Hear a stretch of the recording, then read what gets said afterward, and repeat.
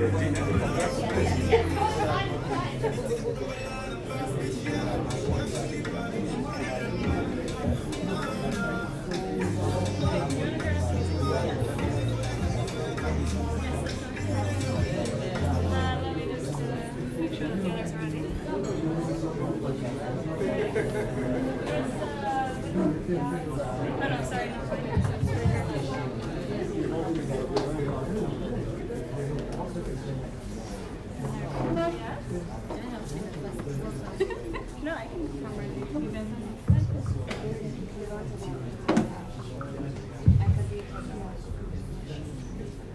do you want to come here? Hello, everyone. We're very happy that so many people decided to come out today for our little session here. Perhaps we'll first say some words. Yeah. Hi, everyone. Good evening. My name is Barry. I work with Outbox. I'm in charge of operations and finance. I wanted to welcome you to the event and to give you some few housekeeping rules. The washrooms are behind the side, so you'd have to walk out and then walk to the side. You have the Wi-Fi key it's pinned up on the walls. Basically, that's it. So yeah, welcome to the event. Enjoy. Yes, so first of all, I want to say thank you to Outbox for hosting us tonight. We're going to have some snacks, but they will be after the session. And both of our presenters have promised me that they're actually going to deliver this in 1 hour. And they know that they're the ones standing between you and snacks. So yes, so no pressure. So today's session is hosted by, as you can see on the screen right here, and also these pull-up banners, Laboremus and Refactory. We're going to tell you more about Refactory later, but just a very short description. Is this working? No? No? Do I have to turn it on? Possibly? Yes, I do. There's an on button. Hey! So, in case you were wondering, this is the session that you showed up for. What we're going to try today is to teach you how to build a digital bank in 1 hour. If you already are on Twitter and want to follow our two presenters, that's their Twitter handles right there. So if you live tweet this entire thing, that's who you're tweeting, especially if they say something wrong, but also if they say something right. So the agenda is as follows. I'm not going to go through it in detail, but before we start, you kind of, maybe some of you at least, may be wondering, who are we and how can we come here and tell you guys how to make a bank? Like, what is our claim to fame? With what authority are we speaking today? So, interesting. So we are Laboremus. Laboremus Uganda is a financial technology company. We have offices in Norway, Serbia, and here in Kampala and Bugulobi. We started in 1996, but we started here in Kampala in 2013. We build banks, mostly, and also financial technology. This is what we do, this is what we're good at, this is what we spend our time on. So, these are some of the banks we built. Most of them you won't recognize because they're Northern European, but there's at least one logo in there that I hope you recognize, DFCU Bank. And we're hoping to expand more in Uganda. So, that was all that I was going to say. I will then, oh, and by the way, my name is Maren. I'm Communications Officer for Laboremus. Please tweet at me in all of our channels. So technically, please tweet at me on Twitter. But also like us on Facebook, follow us on LinkedIn, Instagram, whatever your social media of choice. And without further ado, Kasasa, Emmanuel Kasasa, and Benjamin Lutaaya. Please come up.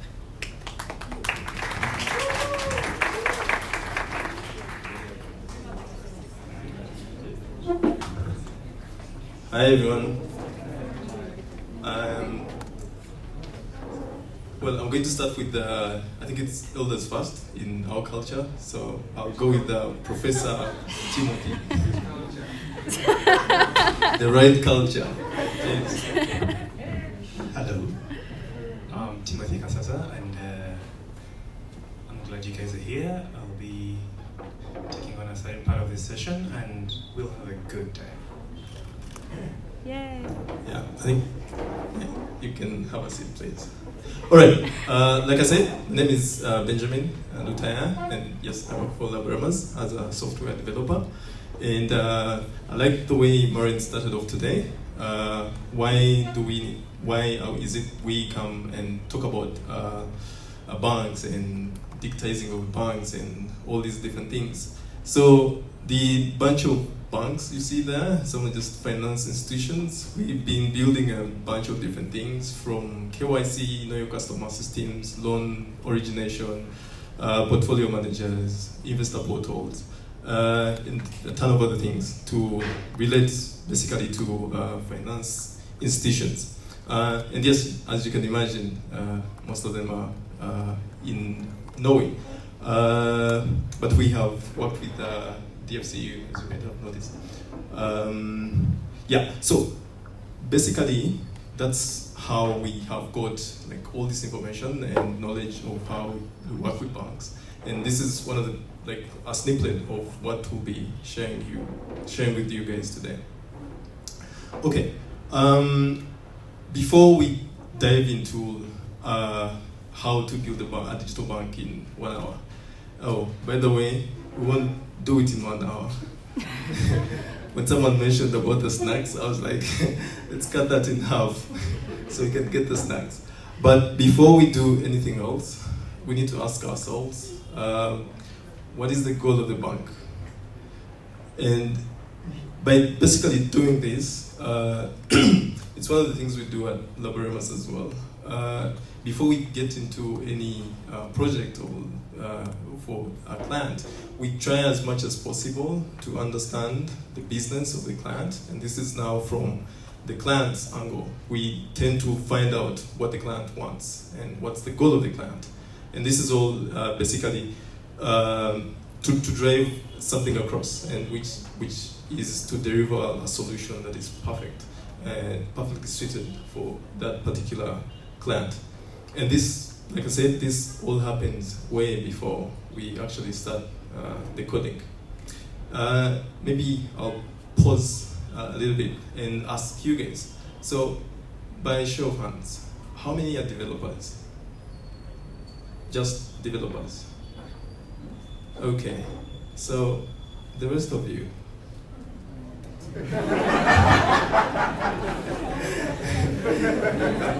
Of course I'm kidding, jeez. I love you guys. So like we have bankers, right? There's a banker. You get money, super. And then project managers. Oh, you're also a project manager? Wow. And then students. Perfect. And then the rest. No, people that work working in finance, fintech companies or startups or whatever. You work with fintech. Super. All right. Lawyers? Do you have any lawyers? We have a lawyer there. Holy. Yeah, for you can go out now. No, it's okay. You can stay.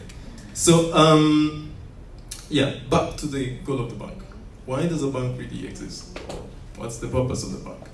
So, we can talk about, maybe I can talk about 5 different things that a bank, the goals of the bank are. And the first one is to make money. The second one is to make money. The third one is well, the third one's a bit different. It's to really make money. Guess what the fourth one is? Okay. Well, the fifth one is to empower communities to... I'm sure you get the idea.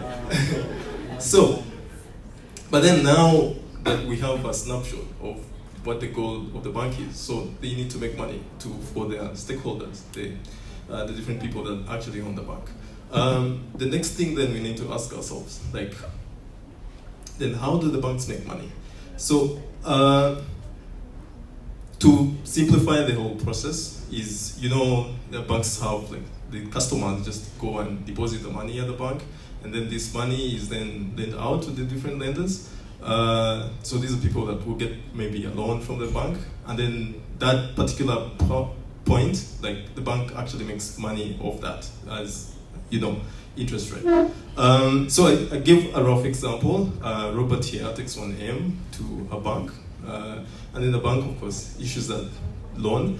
You might ask why 900. You then go into details of, like, reserve ratio or reserve requirement.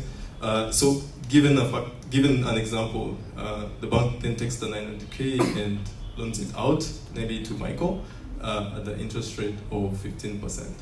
At the end of the day, the bank is making some money actually off that. Of course, now this is like a really simple flow for, like, any layman to understand. And if you want to dive into that, then you're looking into the money multiplier methodology in finance systems. And then you can get to know the dynamics of how this works in relation to now different banks, institutions, like money flow. Unfortunately, in Uganda, like, the only person that will actually benefit from this money right here is probably when you have, like, a savings account. Then you can take a share of that money. If you just have any account that you just deposit money, like a current account, the bank is sorry to break it to you, but the bank is just making money off you, which is okay in another world. But anyway, to go back to the reason how the banks actually make money is just roughly this: you deposit. The bank lends out that money at a fee or at a interest rate. So after that, we know at least the how. But how? Then we get to the gist of why we're actually here today. Why should banks actually digitize? Now, this is a big one, especially now that we're in times when this is a new thing. It's the norm. You digitize or you go off. So looking at just technology, it has proven to work for a lot of different sectors and industries. And this is specifically to streamline processes. And you're basically beating time. And of course, that translates to money. And so for this particular use case, we know banks are quite horrible at basically executing the process, which we just talked about. For starters, the learning process. It takes them quite some time and a lot of resources to just maybe give a single person a loan. For example, here in Uganda, if you ever successfully got a loan from a bank and successfully paid that loan, I think you will go to heaven. I promise you that, not because I don't promise you. But the struggle you go through from the starting point to the end, it's usually a struggle. So those are all resources. Though sometimes you don't really need to blame the banks because they actually, since most of the processes are manual, they actually put in a ton of time and money in to actually execute all this.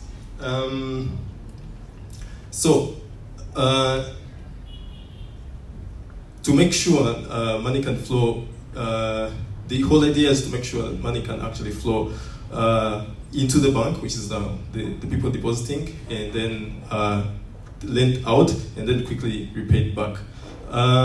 So we're looking at most of this information. We're basically looking at two things. We're targeting account opening, which is customer onboarding, which involves a couple of other things, and then lending out this money to the customers that want to basically get this money.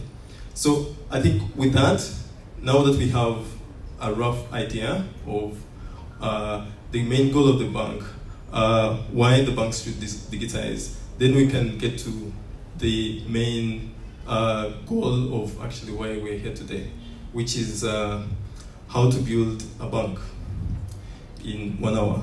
I hope you guys set timers, because now it's a few minutes. When we're done with this, we can jump into the snacks.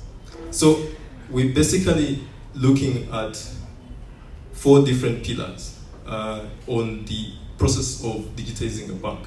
And we know that if you get these 4 different things right, you're going to be in a position where you basically load down the resources you need to perform the different activities within the bank, which since it's time, you're basically gaining money on that.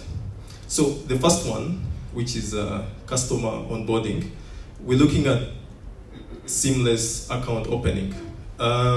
So largely, if you do it well, you're looking at having as many people or customers within the bank. So looking at things like making sure that every single client or customer that you're targeting can easily, let's say, get an account and then get into the workings of the bank, and which usually translates into customers depositing money to their account. And remember the goal we had, which was to make money, and the best point within the bank to make money is giving out that money as loan, and then you get an interest rate. So you're basically looking at if so many customers can easily and seamlessly onboard, you're looking at people or the same customers depositing as much money as possible. And then of course, when people deposit that money, it means your capital loan base is going to grow, and which translates to then lending the money out, and possibly you can make a bigger interest rate of that money. So some of the things you can do here, because sending out, like doing agent banking, sending out agents with smartphones that have like self-onboarding, using apps, chatbots, and websites. And that's pretty much for customer onboarding. Now, the next part, which I personally find like the need for that is so big, especially in this local market, that if you target just that, you might never go wrong, especially if you're doing a service for the bank, which is loan management. So here you're basically talking about 2 things. You're talking about loan origination and then reimbursement.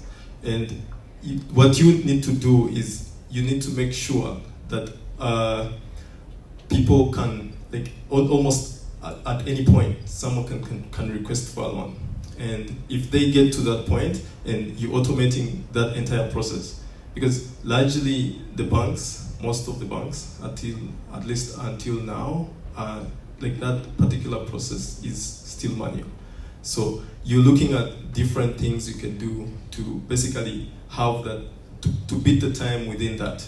And luckily, as you might have, you will see later today, one of our professor, I call him Professor Kasasa, has a really interesting demo. He will also briefly show you how that can happen.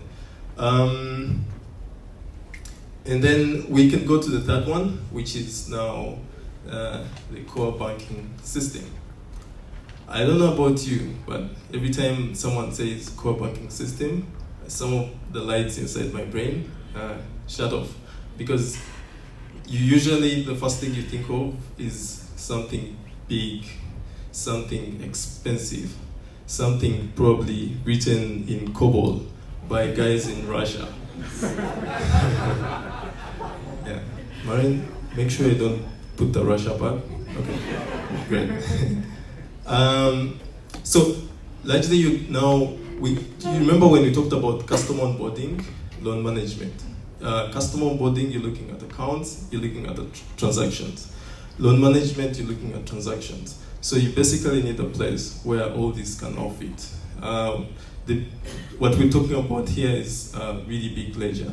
And yes, most core banking system, if you're looking at the likes of like Finacle, Cyclose, or FlexiCube, those are really big and expensive. And if you're putting out a service or you're now a startup company, you might not need to really go that big. You might start off with new light ones have come up in the market, things like Platform or 5 Degrees or Nimbus. You can start with those. They still do the job. And the fact that they are modular, you can always make them advanced. You can add on more modules as you go on. Maybe one other thing to note here, the fact that I saw a bunch of developers putting up their hand. Please don't attempt to build ledger systems because they can get complicated really fast from within a few seconds. And now that I know developers, usually when you start a sentence with please don't, they start tomorrow morning. So let me rephrase. Please go and build ledger systems.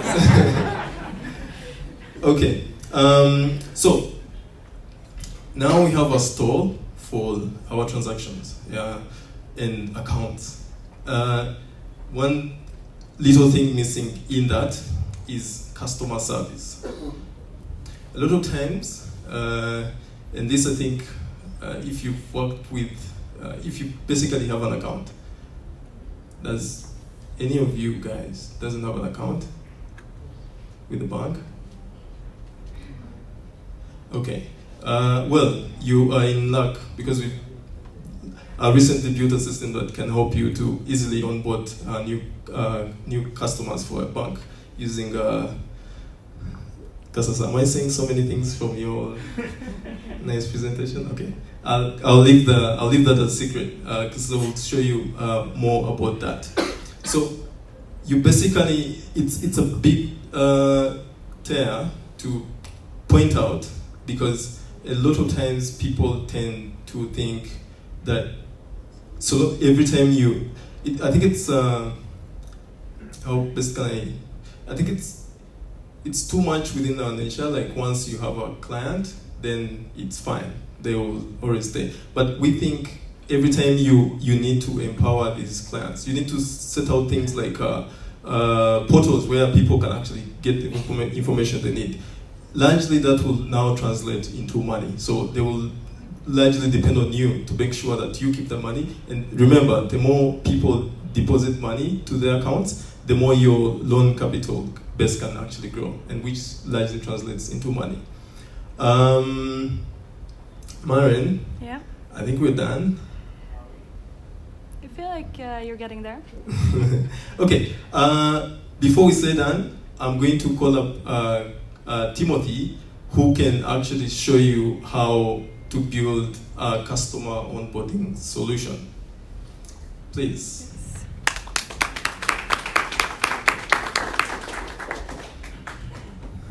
Thanks, Benjamin. Hey people, we're still together. So this is where we get into some of the practical things. And so what we're going to build today, Benjamin took us through the parts that make up a bank. We saw the customer onboarding, we saw the loan origination and loan management. Then we also saw the core banking system. So like he emphasized already, please don't go and start building a core banking system yourself. And there's lots of very, very good alternatives out there. So the part here that we are really lacking in the most is customer onboarding. Just by show of hands here, how many of us here have opened up an account in less than 1 day? In less than 2 hours? In less than 1 hour? Like you went to the bank and in 1 hour you had your account number. And then, yes, I see some hands in the back. And then in less than 5 minutes. Great. So we are in business. I know some people have taken up to 2 to 3 days. You go to the bank, then you're told, go back home, get your bill for the water, and then take it to the bank. Happened to you. And then some people are told, go to your employer, get a letter of recommendation, and then you come back and get an account with us. So it's a very, very cumbersome process. Then you sign 100 forms, and before you know it, one of the forms is missing something, then you need to go back the next day to conclude that. So what we're going to go through today is how do we actually digitize the process of onboarding? Because as we've seen, some people have already tested the benefits of this. They have accounts in 2 minutes. We have some with 1 minute. So get ready to get a test of this as well. So what are we going to focus on today? When you're onboarding a customer, maybe the word onboarding sounds a bit techy.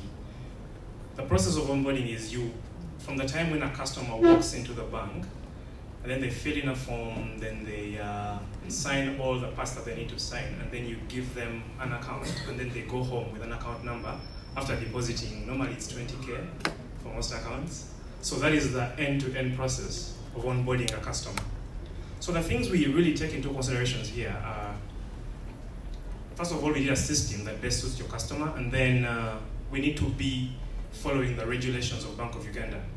So one of the things that happens is why you have to sign all those many forms and end up spending 2 hours in a bank just to get an account is because the banks need to be compliant to Bank of Uganda. And then if they are not, there's very, very heavy fines that go into play. And then some of you, when you get account numbers, you actually get a Visa card which you can use to pay online, and that requires that you actually check this person against lists that are internal. I mean, lists that are international. So if, for example, you open an account for Bin Laden in your bank, then you're going to be fined heavily because you did not check that Bin Laden was actually doing something. Please do not quote me on that. Then, so that's why we'll do a check on the international list, and then of course there's also bank internal policies that we'll be looking at here. So what are the features we're going to be looking at today? One of the things we'll be doing is we'll have a form filled out by a customer, and then we'll be scanning the ID digitally, and then we'll take a photo of the person, then we'll scan an application form, and then we will also be fulfilling the AML regulations here. Like I've explained already, as a bank, before you actually get a customer, you need to make sure they are not involved in any fraud, and they don't have any, both local and international fraud. So if you have a customer who is actually a fraudster, you'll find quite heavily. So that's the other part we'll be looking at. And then, of course, we'll also be fulfilling the bank internal policies, where you'll have sometimes you have a staff come in and review this information, and then you automate everything. And guess what? All this is going to be happening in 2 minutes, right? So, first of all, in Laboremus, what we do is we really solve problems. And sometimes the problems require code, sometimes they don't. Because you find that people think every time you get a client come to you and is like, I need to solve this, the first thing you think about is where's my IDE, and then you begin coding and writing stuff. But then sometimes you actually don't need to write any code. So what are the pillars that we're going to be doing? I mean, get any problem that a customer has come with, and you can break it into 4 parts, 4 simple parts. And you can go ahead and quote me on this. Get any problem, you'll have to read some inputs. These inputs could be coming from an API, they could be coming from a web form, maybe you go to a website and then fill in information. They could also be coming from a database. But you just have to read some input somewhere. And then once you've read those inputs, you need to clean them up. What does cleaning involve? I mean, you have things like validation. Sometimes the person that is sending you this information has sent more than you need. Then you need to eliminate something. Sometimes you need to do some computations. Maybe they sent 2 numbers, and maybe someone submitted all their kids, and you need to find the total age or the average age of the family. That is all part of cleaning the input, right? Are we still together? So once you've cleaned your input, what do? You need to submit that input. So submitting that input could be still sending it to a different API. You could save it to a database, or you could even just show it on a display. So there we submitted our input. And then finally, you need to interpret your response. Now the response could be a success, it could be a failure, or it could be that you're waiting. Like some of us who've bought data bundles, sometimes you submit your USSD code, and then you're told, we are processing your request, and please wait for a confirmation message. And guess what? If you keep doing this in a loop, then you can actually break down any software problem. and you can quote me on that. Yes, so let's get into the code. I'll probably ask Benji to come and help me here. So I'm going to, yes, this feels good. So for those of us who feel like you're really, how many of us here have written code before? Perfect. Even on Facebook, it counts. Yes, so I see like almost 60% of the people here have at least looked at code. So how many of us here have never seen code? Like you've never seen only one person. So you're safe, my friend. Today is the day you get to see code. Yes, so this is what we're going to do. So we have, and there'll be material that is shared at the end of the workshop where you'll be able to go and play with this. But what we're going to do here is I'm going to show us how to actually create a system that can do KYC checks on a person. KYC is know your customer. So like I explained already, when you're getting a Visa card, the bank needs to confirm that you've never committed any international fraud. And the only way they do that is by checking with international lists that actually your name is clean and you've never done any weird transactions internationally. So what we are going to show here is how to actually build this. And it's going to be a very quick demo, and we'll be able to see this. So what I'm going to do is I'm going to duplicate my screen. Feel free not to look at my icons. Take a picture. So let's just duplicate this. Great. So how many of us here have heard of OFAC? I see we have some. I'm glad we have criminals here. Yes, I see we have some people who are really in the financial technology. So OFAC is the Office of Foreign Assets Control. So it's basically, I mean, you can, as you can see, there's a site which really explains a lot of things. But you can go there and find out information about foreign assets and things like money transfers, fraud, people that are appearing on lists of funding terrorists and all those things that keep happening. So this list is actually maintained by the US government. As you can see, the site ends with a .gov. So it's actually maintained by the US government. So currently what banks do is you go to this site and you, I don't know, are you guys able to see the screen? Should I zoom in a bit? Zoom in. All right. How about now? Is that better? A little Guys bit at the more. back? Perfect. So what people do currently in the bank is they'll go to this site and then come and type in a name. For example, if we type in Saddam Hussein for really all-known reasons. So when you type in his name, and then you can also query on multiple lists. So this organization keeps a couple of lists of all the crime that has been happening all this time. So they're able to tell you when and what actually someone did when they committed financial fraud. So once you search here, you expect to get some results. And yes, we actually do have some results. So as you can see, Saddam Hussein has a couple of things that he did. Feel free to go there and read and see what he did. So normally, after the bank has searched here, then they'll take a screenshot of that and keep it and then give you a Visa card in case you don't return anything. So in case your name returns some values, feel free to go and check. If your name returns some values, we will investigate that. So after you've done this, then you take a screenshot and then go ahead. I mean, so that's why you see that as you're opening an account, someone runs to the back, goes to a PC, does some stuff, they're just trying to check that you're not a fraudster. So because we are digitizing, we can actually do this automatically using an API.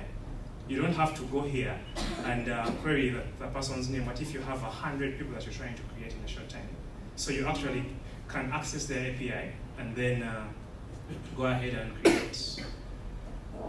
automate this process. So that's what I'm going to show here. So because we don't have a lot of time, and how many of us here have heard of Vue.js? Great. How many of us have worked with Node.js? Great. So Node is, of course, writing JavaScript on the server side, And then all of us here who have looked at code, at least chances are high you have looked at JavaScript code.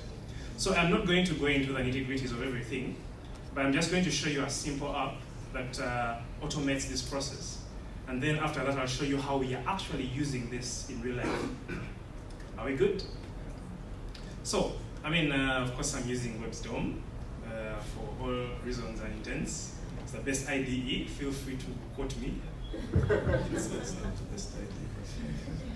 Yes, so is that readable? Or should we zoom in a bit? Zoom in. Just a moment.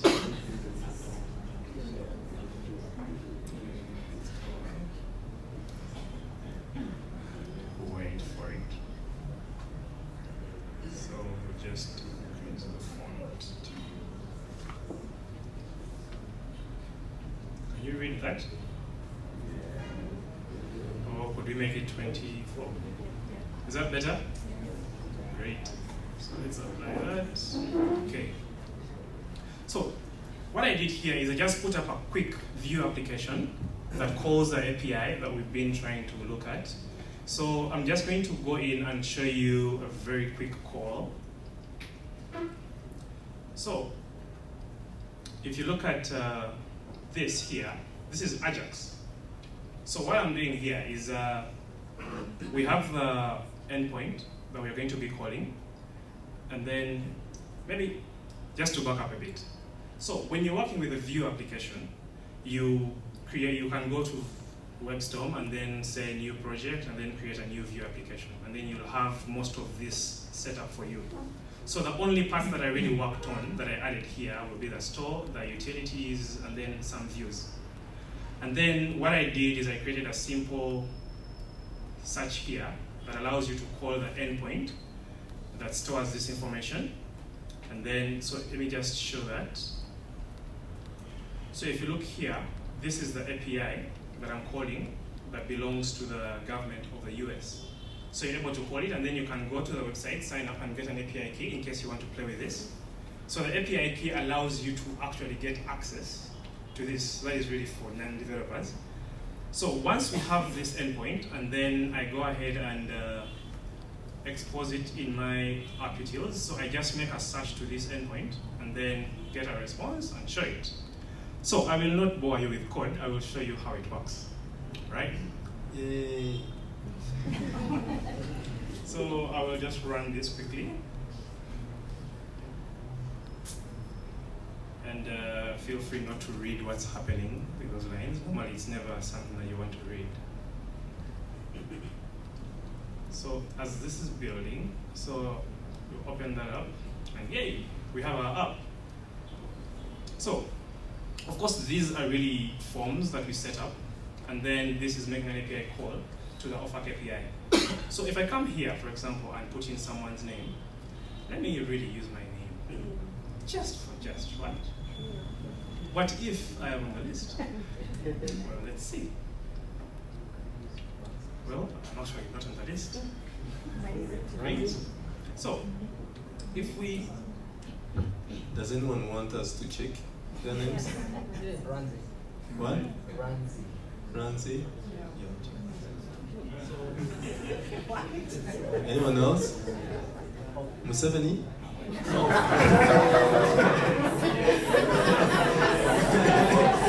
Get out. Get out.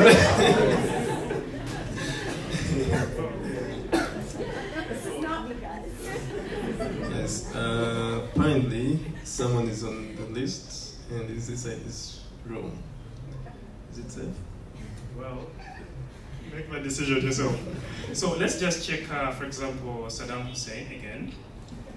Then, of course, here you get information. For example, in 1979, he was a president, and then they also show you his daughters and all this stuff. I mean, this is quite extensive, and you get to see all this information. So once you have this information, maybe for those that are a bit geeky, this API actually gives you more information.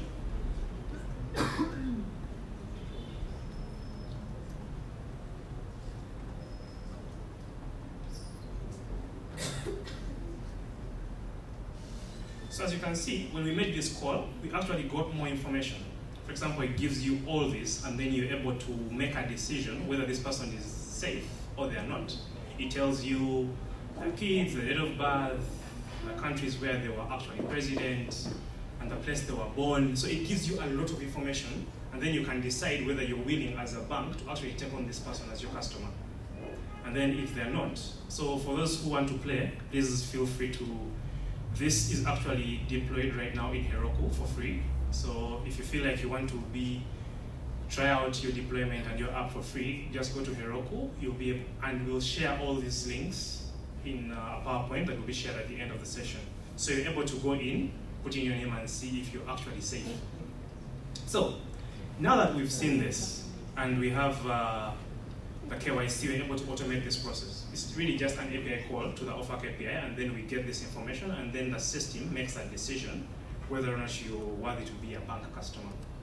So, who here has a national ID? A Ugandan national ID? Don't be shy. We're not going to project it.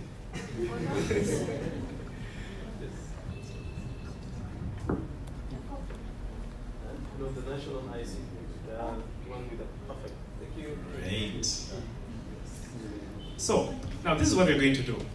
Now this here is just a snapshot of how you can actually automate the process. Now, please remember, this code is available on GitHub. You can just go to my GitHub repositories and feel free to knock yourself out. There's a lot of things that you can see after years of coding. It's all free. Feel free to clone this repository, play with it, put in your name, and actually right now, if you had copied this endpoint, it is also mobile friendly, so you can load it on your phone and try out your name and see whether you're really, really safe. So what we are going to do right now is we are going to show you how actually this is used in practice. So Laboremus Uganda built a system that actually automates this entire process, and then you're able to get an account number in the longest 2 minutes. Yay. So we're going to demonstrate this. So that's why we ask for a national ID. So what we'll do is we'll actually scan this ID, automatically read off all the information that is off of it, and then submit it to our system, and then he'll get his account number in 2 minutes. Are we good? So please note, this is a test bank. Do not be scared. Your data is not going to be sent to, we say we build banks, so of course we should have a test bank, right? How else would we be testing the things we build for clients? So let's do this. I need to start the app.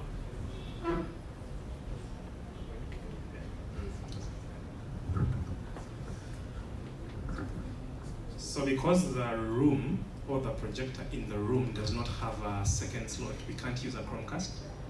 So, and because we are developers, we have to find a way, right?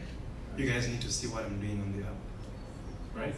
So what we're going to do is I'm going to call Benji on Skype, and then I'll just share my screen on the phone, and you'll be able to see what we're doing. It's called problem solving.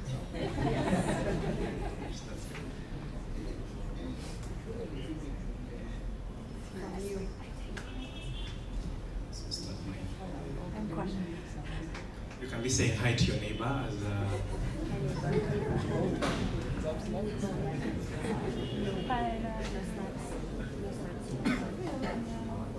Yes, he was actually not kidding. You can be saying hi to your neighbor.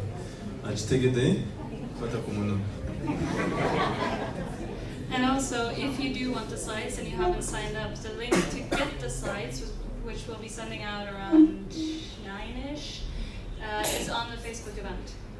So go there and sign up and we will send it out to you. That also includes the link to the Git repository for Timothy and some additional resources if you want to try this out, including tutorials. Yay!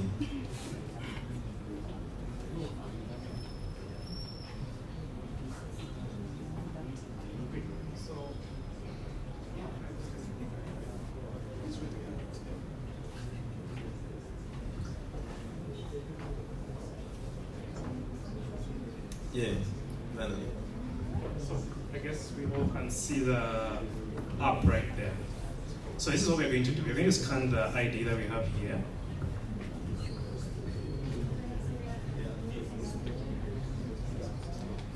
So this is what the app looks like. It's quite simple. You really don't need a lot of training to work with it. So as you can see, when you open the app and you're a brand new agent, all you need to do is open the app. Guess what? You're here. Of course, you'll sign in. I couldn't show you my credentials. I mean, why would I? So that's why I just took you to the main landing page. His password is password 123. Try it. Yes, so we click new customer, and then as you can see, it gives you options. So you're able to scan an ID, take a photo, scan a document, and then add some extra details. So what we're going to start with is to actually scan the ID, and then it gives you instructions on what you're going to do. So here, we are going to scan the ID. So, wait, did he give us permission to scan his ID?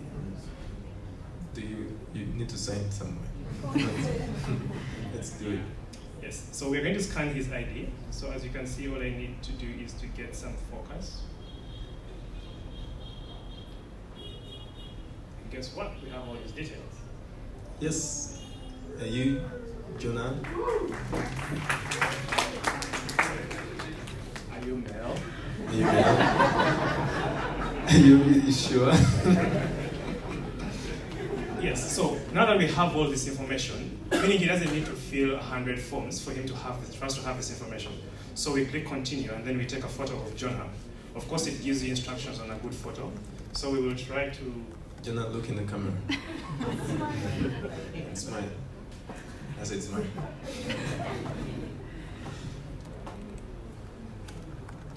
Yes.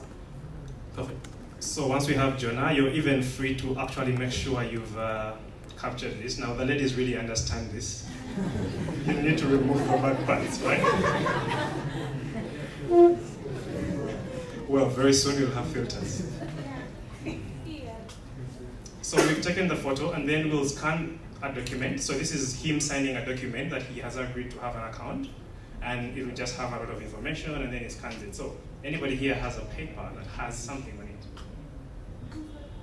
Yeah, Ramsey, usually help papers. Here's that Wi-Fi. Oh, Yeah, use the Wi-Fi. Run to the Wi-Fi thing. right here. Yeah, perfect. Just take that.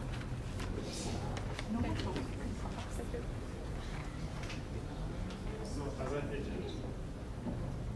So this is now an agent scanning. What did you say you're scanning? Yes, start scanning very important documents.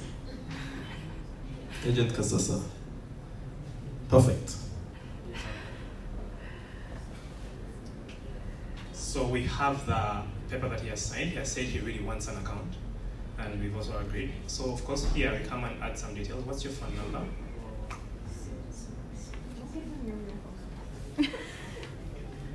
Pardon? 59148. That's not complete. 4 sevens. Wow. Do you support Museveni? No? So of course you can choose an occupation here where he works, and then we get the current address. I assume he stays in Katwe. Then, of course we choose a district, and then the customer is married. Ladies, I'm sorry. Janan, are you married? You thinking about it? Yes, so of course the customer wants an ATM, and then they've signed a form. So once you've done all this, we are done with capturing all the information. And then we just say we are ready, and then it gives you an overview of all the information that we captured about this person. And you say yes, and we submit. So of course at this point, it is calling the core banking system and doing so many things. But as you can see, it's still uploading this application. And once it says it has uploaded it here, Jonah will be getting a message on his phone with his account number. So, of course, submitted. This is where you clap. This is the point where Jonah gets out his phone. Can I get a different?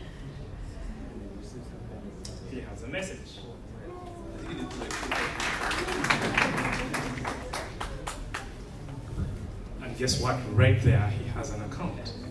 And anybody can actually do this. You don't need to have a million things happening for you to actually get an account number. All you need to have is an ID, scan, and then you have your account ready. And that's how you onboard a customer. Well, on behalf of Laboremus Uganda, John, we would love to thank you by offering these two notable items.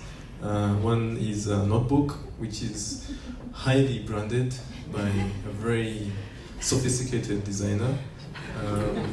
And then the sticker.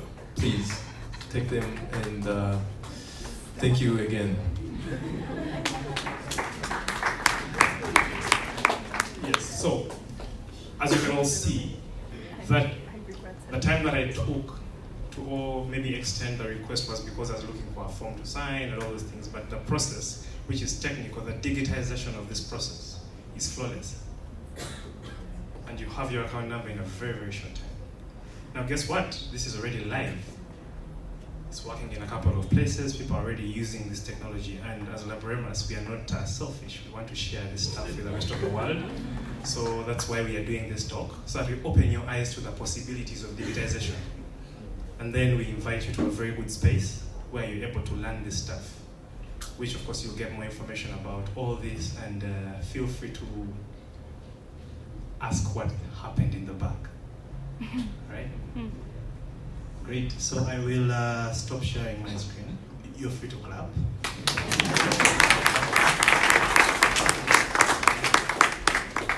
So we'll switch back to this mode.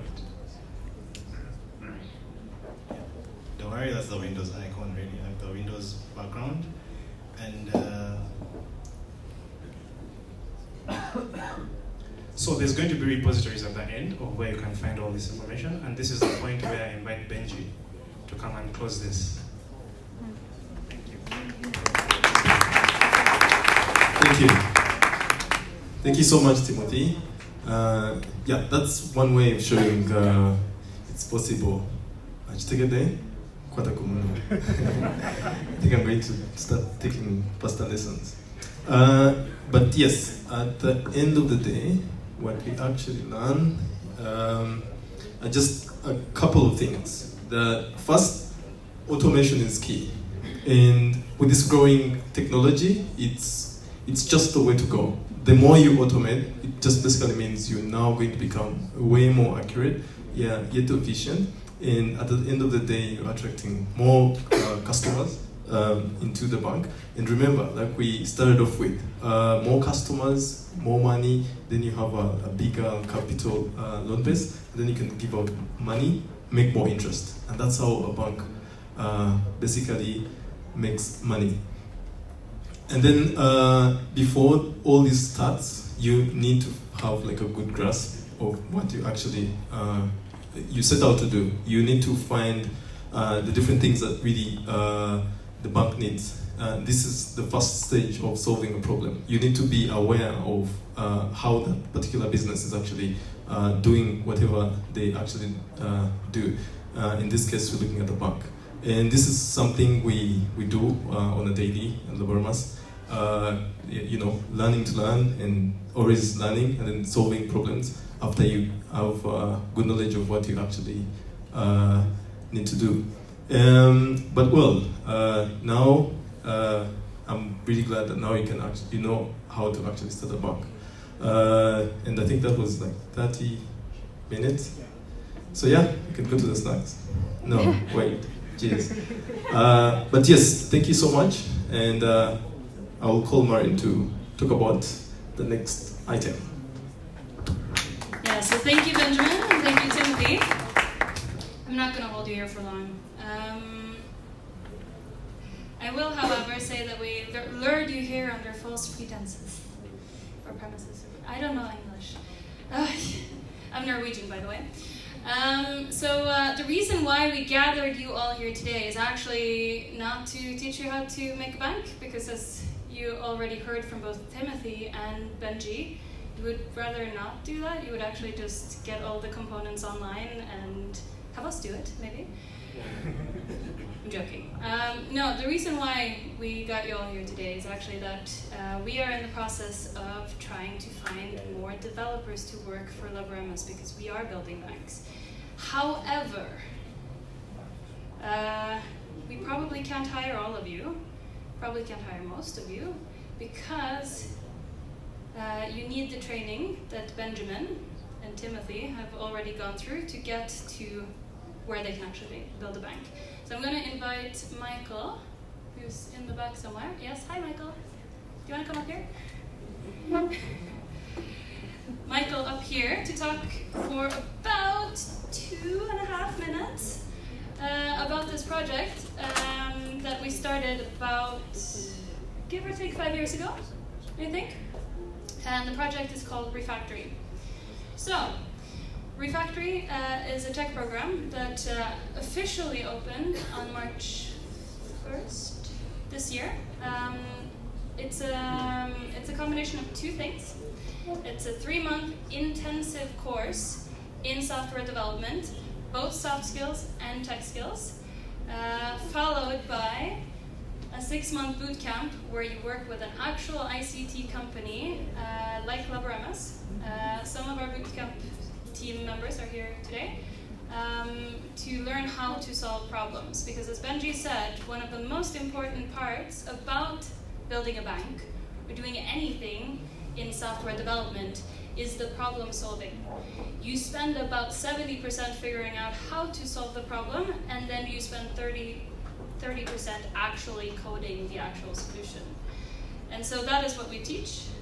Do you want to say something more about this? Ladies and gentlemen, that's what we do.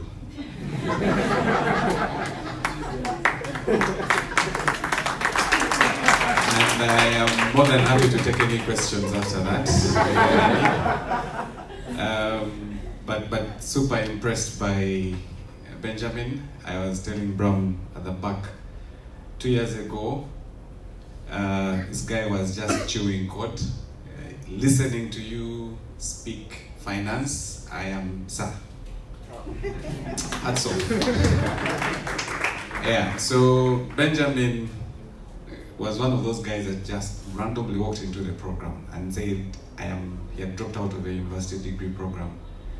And we meet, comes into the interview, he's taken on, and before he could finish, Laboremus had taken him. And Laboremus said, so where are you getting this training from? And that's how the relationship with Laboremus started. Because we believe it's not just about writing code, it's about being able to solve problems. And so, in the graphical version of what Maren said, this is what it is. 3 stages, 3 processes, and we don't care whether you have done an IT degree or software degree, we just look out for your interest. Right now, we have a radio programmer who used to run radio programs, who is processing code like she's on drugs.